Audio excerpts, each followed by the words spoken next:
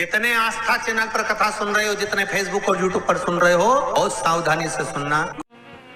धो लीजिए।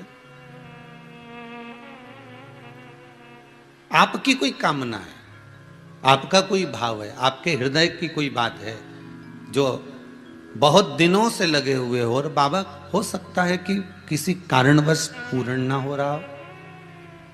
कई लोग कह भी देते हैं गुरुदेव, कोई कोई कहते हैं, जैसे आज कोई कह रही थी बच्ची कि मैंने शिव महापुराण में पशुपति व्रत सुना और उसको करा, उसका लाभ मुझे मिला।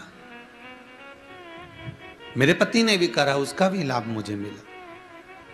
पर एक काम गुरुदेव ऐसा अटका हुआ है कि वो काम हम करना चाह रहे हैं, व्रत भी कर लिया, अनुष्ठान भी कर लिया, पर फिर भी वो व्रत के कारणवश भी वो कार्य नहीं हो रहा। तो समझना कि कोई कार्य बड़ा भारी होगा और बाबा उसको कर नहीं रहा है, या कोई काम अटक रहा है। तो हमने पहले भी कहा, ये बीच की जो पत्ती है, ये देव अधिदेव महादेव है, ये ब्रह्मा, ये विष्णु है। इन दोनों पत्ती के मिलन से लेकर इस पत्ती के बीच की जो डंडी है, ये नीचे की डंडी का वर्णन नहीं कर रहे हैं, इन दोनों पत्तियों के बीच में जो डंडी है बची हुई, जो तीनों के बीच में एक डंडी का जो भाव है, ये माता जगत जननी जगदम्बा माता पार्वती है।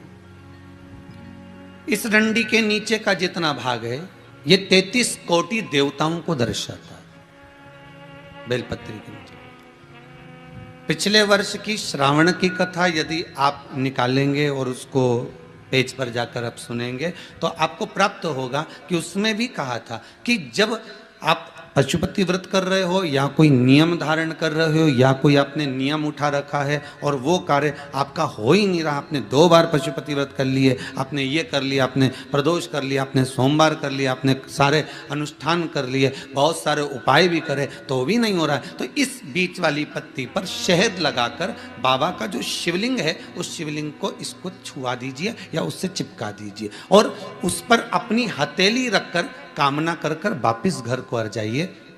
बाबा आपकी वो मुराद शीघ्र 3 महीने के अंदर पूरा कर ही देता है, ये पक्का। श्री शिवाय नमस्तुभ्यम, सब बोलिए एक बार जमकर, श्री शिवाय नमस्तुभ्यम।